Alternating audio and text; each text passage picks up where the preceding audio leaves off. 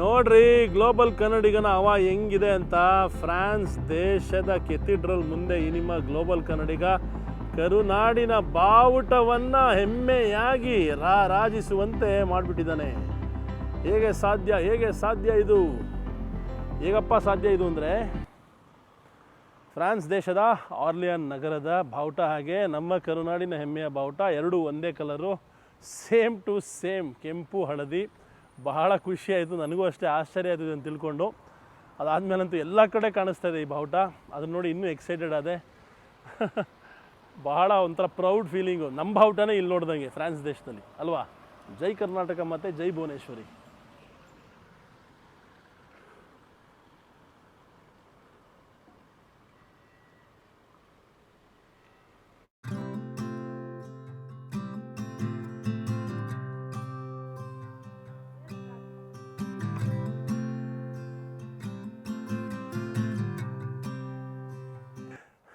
So ಇದು ನಾವು ಬಂದಿರೋದು ಇಲ್ಲಿ ಕೋಇನ್ಸಿಡೆನ್ಸ್ ಅಲ್ಲ, ಎಲ್ಲೋ ಎಳ್ಕೊಂಬಂದಿದೆ ನನ್ನ ಈ ಊರಿಗೆ ಅಲ್ವಾ. No coincidence, it's real. It brought me here. ಈಗ ನೀವು ನೋಡ್ತಾ ಇರೋದು ಈ ಒಂದು ಆರ್ಲಿಯಾನ್ ಜಾಗದ ಸಿಟಿ ಹಾಲ್. ಈ ಒಂದು ಜಾಗದಲ್ಲಿ ಮದುವೆ ಮಾಡಿಕೊಂಡಂತಹ ನವ ದಂಪತಿಗಳು ಬಂದು ರಿಜಿಸ್ಟ್ರೇಷನ್ ಮಾಡುವಂತಹ ಜಾಗ. ಎಷ್ಟು ಚೆನ್ನಾಗಿದೆ ನೋಡಿ. ಮೇಲ್ಗಡೆ ನೀವು ನೋಡ್ಬೋದು ಫ್ರೆಂಚ್ ದೇಶದ ಬಾವುಟವನ್ನು ನೀಲಿ, ಬಿಳಿ ಹಾಗೆ ಕೆಂಪು ಬಣ್ಣ.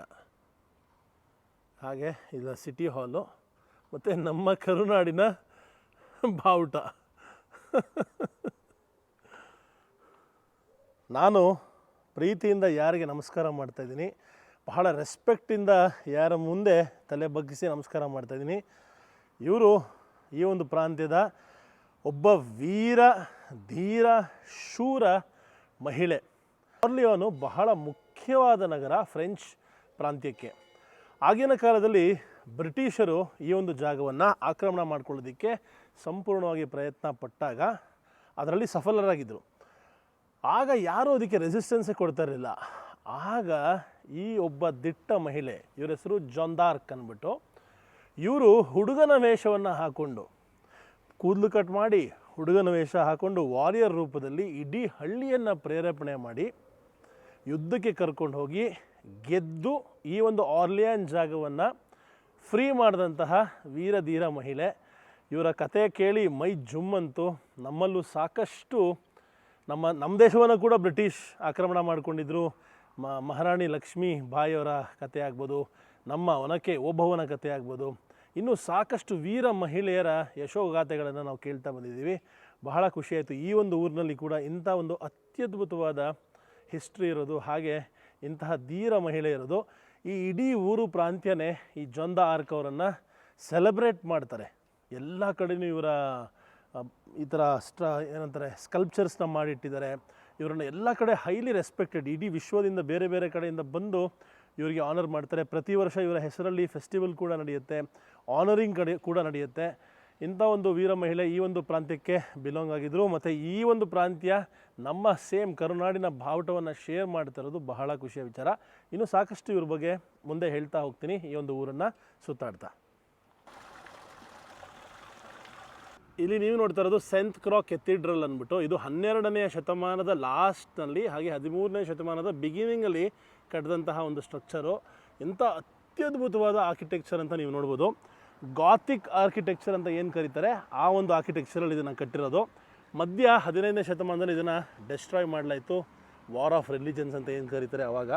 ಅದಾದ ಮೇಲೆ ಮತ್ತೆ ಈ ಒಂದು ಅದ್ಭುತವಾದ ಕೆಥಿಡ್ರಲ್ನ ಮರು ನಿರ್ಮಾಣ ಮಾಡಲಾಯಿತು.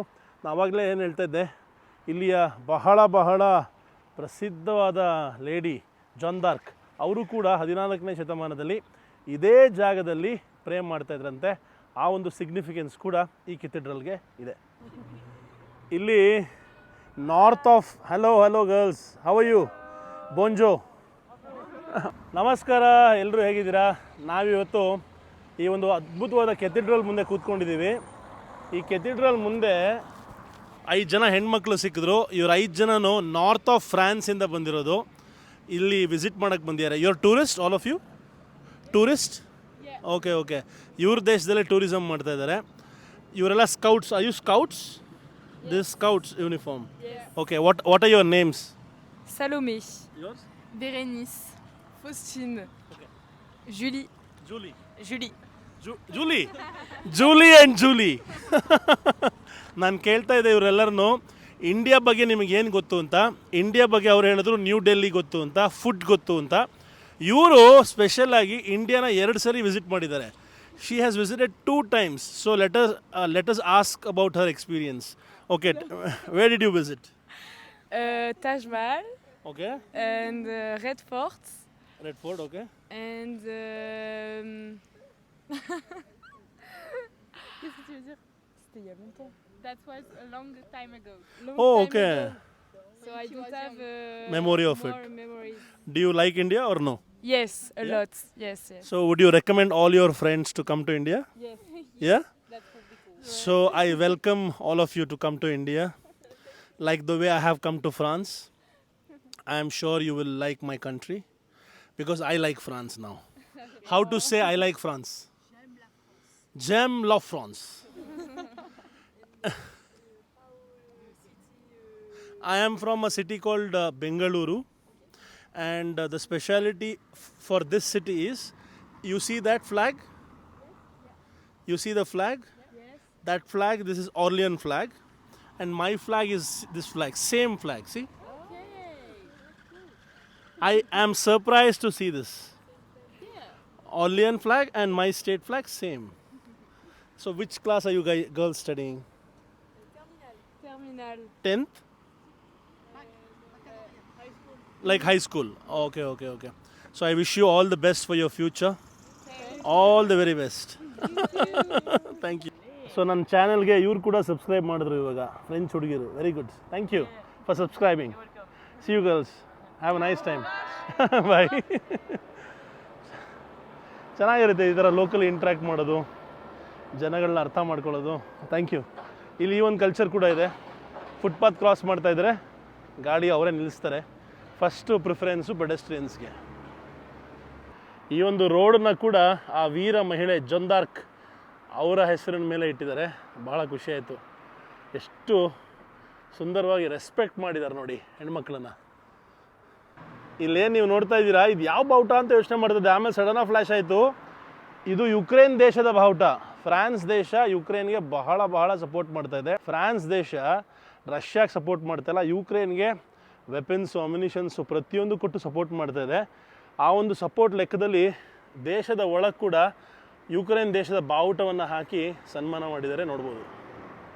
ಈ ಊರಿನ ವಿಶೇಷತೆ ಏನು ಗೊತ್ತಾ, ಸಂಡೇಸ್ ಎಲ್ಲ ಕ್ಲೋಸು ಗುರು, ಒಂದು ಅಂಗಡಿ ಓಪನ್ ಇರಲ್ವಂತೆ. ಇದ್ಯಾವ ಥರ? ನಮ್ಮಲ್ಲೆಲ್ಲ ಸಂಡೇ ಅಂದರೆ ಅವತ್ತಿನ ದಿವಸನೇ ಎಲ್ಲರೂ ಹೊರಗಡೆ ಬರೋದು. ಸ್ಯಾಟರ್ಡೆ ಸಂಡೇ ಅಂದರೆ ಅಂಗಡಿ ಓಪನ್ ಮಾಡಿದ್ರು ಓಪನ್ ಮಾಡಿ ಬಿಸ್ನೆಸ್ ಮಾಡ್ತಾನೆ. ಇವ್ರಿಗೆ ಬಿಸ್ನೆಸ್ಸೇ ಬೇಕಾಗಿಲ್ಲ. ಬೇಡ ಗುರು, ನಾವು ರಿಲ್ಯಾಕ್ಸ್ ಮಾಡಬೇಕು ಫ್ಯಾಮಿಲಿ ಜೊತೆಗೆ ಅಂತ ಎಲ್ಲ ಕ್ಲೋಸ್. ಇಡೀ ಊರು ಕ್ಲೋಸ್. ಫೋಟೋ ವಿಡಿಯೋ ಮಾಡೋದಕ್ಕೆ ಕರೆಕ್ಟ್ ಸಮಯ. ಯಾಕೆಂದರೆ ಯಾರೂ ಇರಲ್ಲ, ಆರಾಮಾಗಿ ಎಷ್ಟು ಬೇಕೋ ಅಷ್ಟು ಫೋಟೋ ವಿಡಿಯೋ ಮಾಡ್ಬೋದು. ಕರ್ಮ ಹೇಳುತ್ತದೆ ಯಾರನ್ನು ಕೀಳಾಗಿ ನೋಡಬೇಡ ಎಂದು. ಯಾರಿಗೊತ್ತು, ನೀನು ಇಂದು ತುಳಿದ ಹಾಳೆಯೇ ಮುಂದೊಂದು ದಿನ ನಿನ್ನ ಮೇಲೆಯೇ ಗಾಳಿಪಟವಾಗಿ ಹಾರಾಡಬಹುದು. ಆಗ ಆ ಗಾಳಿಪಟವನ್ನ ನೀನೇ ತಲೆ ಎತ್ತಿ ನೋಡಬೇಕಾಗುತ್ತದೆ.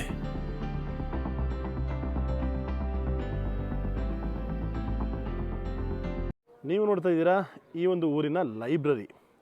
ಈ ಲೈಬ್ರರಿಯ ಹೊರಗೆ ಒಂದು ಅದ್ಭುತವಾದ ಮಾಡರ್ನ್ ಆರ್ಟ್ ಮಾಡಿದ್ದಾರೆ.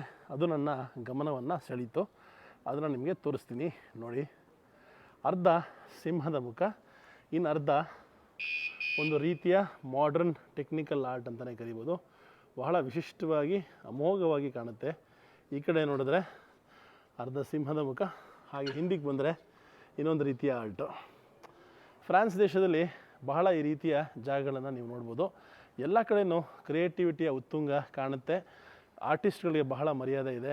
ಹಾಗೆ ಹೊಸ ಹೊಸ ವಿಷಯಗಳು, ಅಂದರೆ ಒಂಥರ ಏನೋ ಒಂದು, ಅಂದರೆ ನಾವು ಇಮ್ಯಾಜಿನೇ ಮಾಡಿರಲ್ಲ ಆ ಥರ ವಿಷಯಗಳನ್ನೆಲ್ಲ ರೋಡಲ್ಲಿ, ಆರ್ಟಲ್ಲಿ, ಪುಸ್ತಕಗಳಲ್ಲಿ, ಇವರ ವಿಷಯಗಳಲ್ಲಿ, ಇವರ ಡ್ರೆಸ್ಗಳಲ್ಲಿ ನೋಡಿ. ಇವ್ರ ಡ್ರೆಸ್ ನೋಡಿ, ಅವ್ರು ಡ್ರೆಸ್ ಮಾಡೋ ರೀತಿ, ಪ್ರತಿಯೊಂದು ವಿಷಯದಲ್ಲೂ ಒಂದು ರೀತಿಯ ಫ್ಯಾಷನ್ ನೋಡ್ಬೋದು. ಅದಕ್ಕೆ ಇದನ್ನು ಫ್ಯಾಷನ್ ಕ್ಯಾಪಿಟಲ್ ಅಂತ ಕೂಡ ಕರೀತಾರೆ.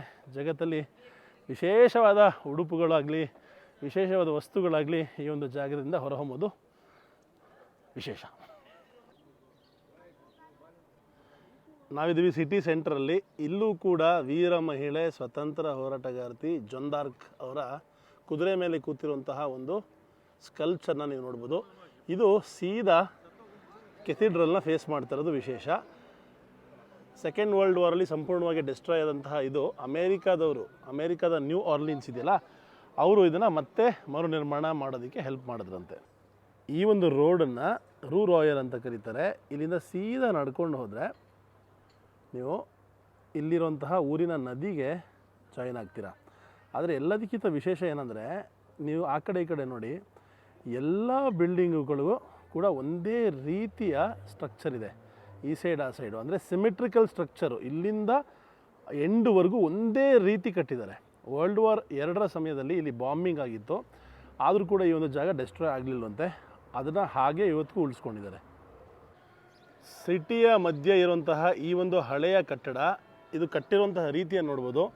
ಮರದ ಕಟ್ಟಿಗೆಗಳನ್ನು ಆ ಸೈಡ್ ಈ ಸೈಡ್, ಇದೊಂಥರ ಬಹಳ ವಿಚಿತ್ರವಾದ ಫ್ರೆಂಚ್ ಆರ್ಕಿಟೆಕ್ಚರು. ಇದೇ ಮನೆಯಲ್ಲಿ ಜಾನ್ ಡಾರ್ಕು ಏನು ಯುದ್ಧ ಮಾಡಿದ್ರು ಬ್ರಿಟಿಷರ ವಿರುದ್ಧ, ಅದಕ್ಕೆ ಬೇಕಾದಂತಹ ಸ್ಟ್ರಾಟಜಿಯನ್ನು ಮಾಡಿದಂತಹ ಜಾಗ. ಇವತ್ತಿಗೂ ಕೂಡ ಅದೇ ರೀತಿಯಲ್ಲಿ ಉಳಿಸ್ಕೊಂಡಿದ್ದಾರೆ. ಒಂದು ಮ್ಯೂಸಿಯಮ್ ಆಗಿ ಕೂಡ ಕನ್ವರ್ಟ್ ಮಾಡಿದ್ದಾರೆ. ಬೆಳಗ್ಗೆ ಹೊತ್ತು ಬಂದರೆ ಒಳಗೆ ಹೋಗಿ ನೋಡ್ಬೋದು. ಈ ಊರಿನ ಬೆಸ್ಟ್ ಪಿಜ್ಜಾ ಶಾಪಿಗೆ ಬಂದಿದ್ದೀವಿ, ಪಿಜ್ಜಾ ತೊಗೊಳ್ಳೋಣ ಅಂತ. ನೋಡಿ, ಇಲ್ಲಿ ಲೋಕಲ್ ಬಾಯ್ಸು ಪಿಜ್ಜಾ ಸವಿತಾ ಇದ್ದಾರೆ. ಇದು ನಾನ್ ವೆಜ್ಜು, ಇದು ವೆಜ್ಜು. ಚೀಸ್ ಹೆಂಗೆ ಹಾಕಿದ್ದಾರೆ ಅಂತ. So this is the best pizza in the town. Okay, what is the name? Petit Schezwan. Okay. ಕಟ್ಟ ಕಡೆಯ ದಿವಸ ಅವ್ರು ಆ್ಯಪಲ್ ಜ್ಯೂಸ್ ಕುಡಿತಾ ಇದ್ದಾರೆ. ನಾನೊಂದು ಬಿಯರ್ ಹಾಕ್ತಾಯಿದ್ದೀನಿ, ಇಲ್ಲಿ ಲೋಕಲ್ ಬಿಯರು. ಶಿಯರ್ಸ್. ಗುಲು ಗುಲು ಗುಲು.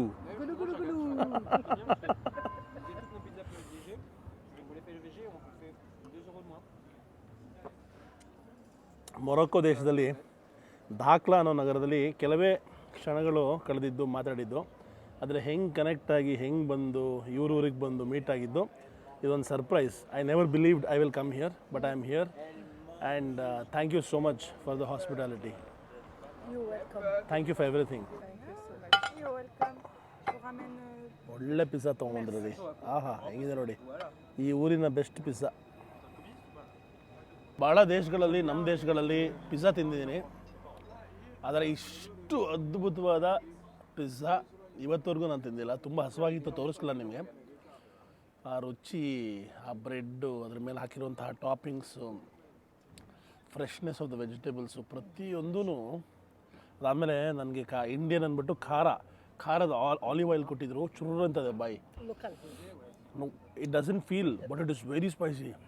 ಇವಾಗಲೂ ಬಾಯಿ ಚುರ್ರು ಅಂತ ಇದೆ. ತುಂಬ ಒಳ್ಳೆ ಎಕ್ಸ್ಪೀರಿಯೆನ್ಸು ಈ ಪಿಜ್ಜಾ ಮತ್ತು ಬಿಯರ್ ಮಾತ್ರ ತುಂಬ ಚೆನ್ನಾಗಿತ್ತು.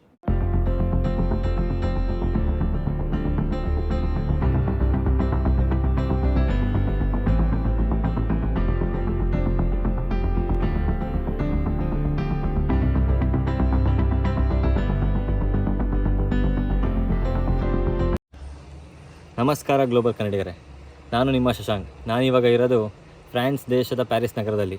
ನಾನು ಇಲ್ಲಿ ಮಾಸ್ಟರ್ಸ್ ಇನ್ ಇಂಟರ್ನ್ಯಾಷನಲ್ ಬಿಸ್ನೆಸ್ ಓದುತ್ತಿದ್ದೇನೆ. ಮುಂದಿನ ವಿಡಿಯೋದಲ್ಲಿ ನಾವು ತಿಳ್ಕೊಳ್ಳೋಣ ಪ್ಯಾರಿಸ್ ದೇಶದಲ್ಲಿ ನಮ್ಮ ಕರ್ನಾಟಕದ ಹೆಮ್ಮೆಯ ವಿದ್ಯಾರ್ಥಿಗಳು ಹೇಗೆ ಬದುಕ್ತಾ ಇದ್ದಾರೆ. ಹಾಗೆ ಬೆಂಗಳೂರಿಂದ ಸ್ಪೆಷಲ್ ಪ್ಯಾಕೇಜ್ ಕೂಡ ಬಂದಿದೆ, ತೋರಿಸ್ತೀನಿ. ಡಾಟ್ ಅನ್ನೋ ಒಂದು ಕಂಪ್ನಿ ಥರ ಸ್ಕೂಟರ್ಸ್ ಮತ್ತು ಸೈಕಲ್ಸ್ನ ಕೊಡುತ್ತೆ. ಇವತ್ತು ನಾವು ಇವಾಗ 18 ನಿಮಿಷ ಓಡಿಸ್ತೀವಿ. €5.94 ಅಂದರೆ ಆಲ್ಮೋಸ್ಟ್ ₹600 ಆಯಿತು. ನಮ್ಮ ದೇಶದಲ್ಲಿ ಆಲ್ಮೋಸ್ಟ್ ನಾವು ಒಳ್ಳೆ ಟ್ಯಾಕ್ಸಿಲಿ ಎಕ್ಸೆಲಲ್ಲಿ ಹೋಗ್ಬೋದು. ಇಲ್ಲಿ ಕೇವಲ ಈ ಸ್ಕೂಟರ್ ಓಡಿಸೋದಕ್ಕೆ ಇಷ್ಟ ಆಯಿತು. ಬಟ್ ಈ ದೇಶದ ಎಕನಾಮಿ ಅಥವಾ ಈ ದೇಶದ ವ್ಯಾಲ್ಯೂ ಈ ರೀತಿ ಇದೆ. ಬಟ್ ಇದು ಬಹಳ ಯೂಸ್ಫುಲ್ ಆಗುತ್ತೆ ಚಿಕ್ಕ ಚಿಕ್ಕ ವಿಷಯಗಳಿಗೆ. ನೀವು ಬಂದಾಗ ಯೂಸ್ ಮಾಡಿ. ಡಾಟ್ ಅನ್ನೋ ಅಪ್ಲಿಕೇಶನು, DOTT. ನಿಮ್ಮ ಕ್ರೆಡಿಟ್ ಕಾರ್ಡ್ ಅಥವಾ ಡೆಬಿಟ್ ಕಾರ್ಡ್ನ ಹಾಕಿದ್ರೆ ಆಕ್ಸೆಪ್ಟ್ ಆಗುತ್ತೆ. ನನ್ನ ಕ್ರೆಡಿಟ್ ಕಾರ್ಡ್ ಆಕ್ಸೆಪ್ಟ್ ಆಗಲಿಲ್ಲ, ಡೆಬಿಟ್ ಕಾರ್ಡ್ ಆಕ್ಸೆಪ್ಟ್ ಆಯಿತು.